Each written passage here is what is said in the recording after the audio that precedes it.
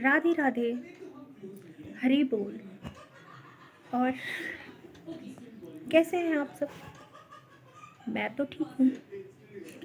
हाँ, एक बात कहनी थी। आजकल हम अपने बच्चों को क्या सिखाते हैं? पढ़ लिख के बहुत बड़ी इंसान बनना है, बहुत पैसा कमाना है। अच्छा, एक सेकेंड। क्या हम यहाँ पैसा कमाने आए हैं? 84 लाख योनियों में भटकते हैं तो हमें भगवान बहुत कृपा करके, अहेतुकी कृपा करके ये मनुष्य का शरीर देते हैं। क्यों देते हैं? कभी सोचा है? नहीं। टाइम ही नहीं है ना। सुबह उठना है, खाना है, पीना है, जॉब पे जाना है, फिर आना है, खाना है, सो जाना है। अरे कम से कम एक सेकंड सोच तो लो। इंसान अकेले रहने से घबराता है। क्यों? उसको कुछ चाहिए। फ़ोन चाहिए, चुगली चाहिए।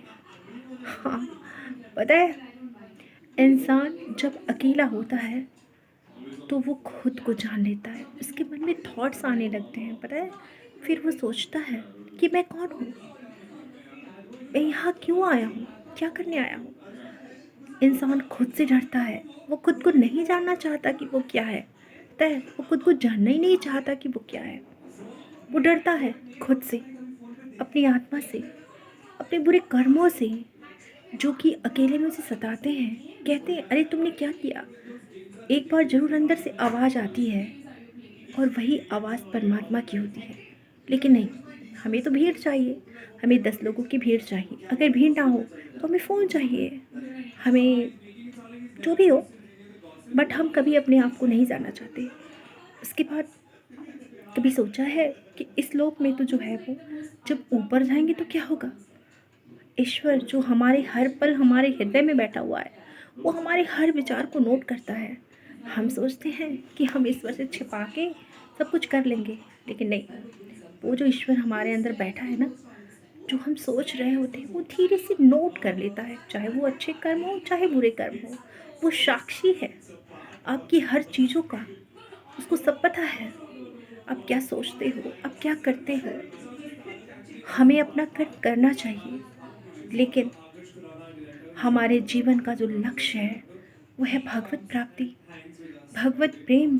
वो ईश्वर जिसने हमें जीवन दिया, हर पल हमें सांसें देता है, हमें सब कुछ देता है। क्या हम उसके लिए 2 मिनट नहीं निकाल सकते? क्या हम उसके प्रति आभार नहीं व्यक्त कर सकते? ईश्वर अगर हमारे एक कामों को ना करे तो हम उसके पास उलाहना लेने पहुंच जाते हैं। ईश्वर ने ये नहीं किया। ईश्वर ने जो दिया उसका कभी आभार प्रकट किया हमने उसके सामने? नहीं किया ना। तो भी शिकायत करने का भी मौका नहीं है आपको। कोई वो नहीं बनता कि आप ईश्वर के सामने जाकर शिकायत करें। पता है, ये अनंत कोटि ब्रह्मांड है, अनंत कोटि ब्रह्मांड। उसमें हम जैसे समझते हैं ना कि हमारे सामने एक चींटी का वजूद नहीं है, वैसे ही इस पूरे ब्रह्मांड में हमारा भी कोई वजूद नहीं है। अगर हम लाख करोड़ मर भी जाते हैं ना तो इस ब्रह्मांड को कोई फर्क नहीं पड़ने वाला। लेकिन वो पिता इतना दयालु है, इतना दयालु है कि वो फिर भी हमारी सुनता है। वो एक चींटी के पग नुपुर बाजे तो भी साहेब सुनता है। तो वो हमारी हर चीज़ों को नोट करता है, समझता है। अरे कभी तो दुनिया की झमेलों से निवृत्त होकर उसके सामने 10 मिनट जाकर बैठो, रो, प्रेम के आंसू बहाओ, सच्चे आंसू बहाओ। श्री राम जी ने क्या कहा? निर्मल जनमन सो मोहि भावा, मोहि कपट छल छिद्र न भावा। भगवान को तुम्हारे चढ़ावे, पकवान, मिष्ठान की कोई ज़रूरत नहीं। उनको बस प्रेम चाहिए, प्रेम। प्रेम और भाव के भूखे हैं हमारे कृष्ण। 2 सेकंड दो तो उनको, समझो तो उनको। जिसने तुम्हें नाक दी उसका कोई ख्याल नहीं। और कबीरदास जी कहीं जा रहे थे तो मतलब आगे एक नवविवाहिता थी जिसकी शादी भी थी, उसकी कुछ सहेलियाँ थी। तो वो बोल रही थी कि देखो, मेरे यार ने, मेरे जिससे शादी हुई है उसने मुझे नथनी दी है। तो कबीरदास जी बोले नाक दी करतार ने तो उसका कोई मोल नहीं, और नथनी देनी यार ने तो ये वो। अरे अगर तुम्हें नाक न दिया होता तो तुम नथनी कहाँ पहनती। तो कभी तो उस ईश्वर के सामने प्रस्तुत हो शुद्ध मन से। यहाँ कोई स्त्री पुरुष कोई कुछ नहीं है, सब एक ही परमात्मा की संतान है। बस ये शरीर का संबंध है, शरीर छूटता है, सारे संबंध खत्म हो जाते हैं, फिर वो आत्मा चली जाती है परमात्मा के पास। मीरा भाई पागल थोड़ी थी जो कहती थी मेरे तो गिरधर गोपाल दूसरो ना कोई, जाके सर मोर मुकुट मेरो पति सोई। वो अविनाशी पिता जो अनंत कोटि ब्रह्मांड का स्वामी है, उसको छोड़कर कोई तुमसे प्यार नहीं करता। कोई किसी का पुत्र नहीं, कोई किसी की पुत्री नहीं, कोई किसी की पत्नी नहीं, कोई किसी का पति नहीं। सारे स्वार्थ के नाते हैं, संसार के नाते हैं। नाता बस एक ही है।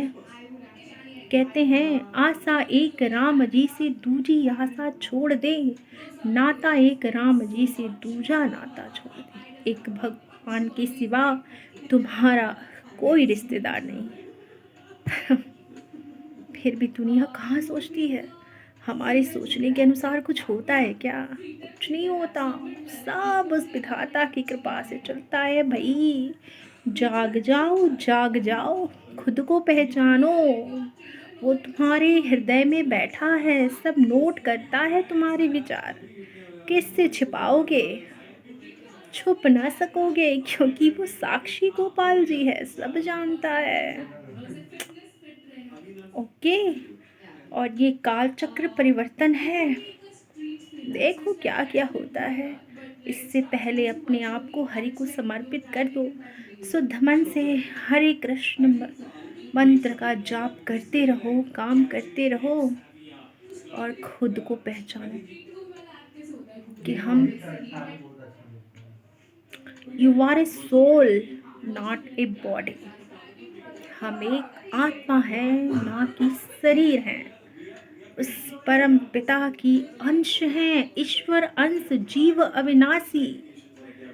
गंगा जल एक बूंद हो या एक ट्रक हो, उसे गंगा जल ही बोलेंगे ना, पानी तो नहीं बोलेंगे। तो हम उस परम पिता की संतान हैं, इस बात को समझो। तुम सर्वशक्तिमान हो, और इस संसार में जितने भी जीव हैं, जितना तुमको अपने शरीर से प्रेम है, उतना एक चींटी को भी जीवन से प्रेम है। इसलिए किसी जीव को कष्ट मत दो, किसी को मत खाओ पकाकर, उसको भी जीवन जीने का हक है। जिस दिन ये पाप जागेगा, तुम्हें कहीं का नहीं छोड़ेगा। जिस दिन से सूझो, उसी दिन से चेत जाओ, वरना भारी भयंकर दुखों का सामना करना पड़ेगा। कर्म के गाल से तो प्रभु भी अपने आप को नहीं बख्श पाए। द्वापर में जब प्रभु बैठे थे, सारी लीला समाप्त हो गई थी, तो जरा नाम के वो बहेलिए ने उनको तीर चला दिया। फिर देखा कि अरे ये क्या, ये तो भगवान कृष्ण को मैंने मार दिया। भगवान बोले ना, जरा तू ना रो, ये मेरा कर्म था। मैंने राम अवतार में बाली को छुप के मारा था, तो मैं तो कर्म के मामले में खुद को नहीं बख्शता, तो दूसरों को कैसे बख्शूंगा। सुधर जाओ, कर्मों को सुधारो, नहीं तो बड़ा भारी परिणाम होगा, भयंकर, सोच नहीं सकते। हृदय शुद्ध करो, हृदय शुद्ध करो। वहीं बैठा हुआ है वो, उसको पहचानो, खुद को पहचानो। बस। जय जय श्री राधे। हरि बोल।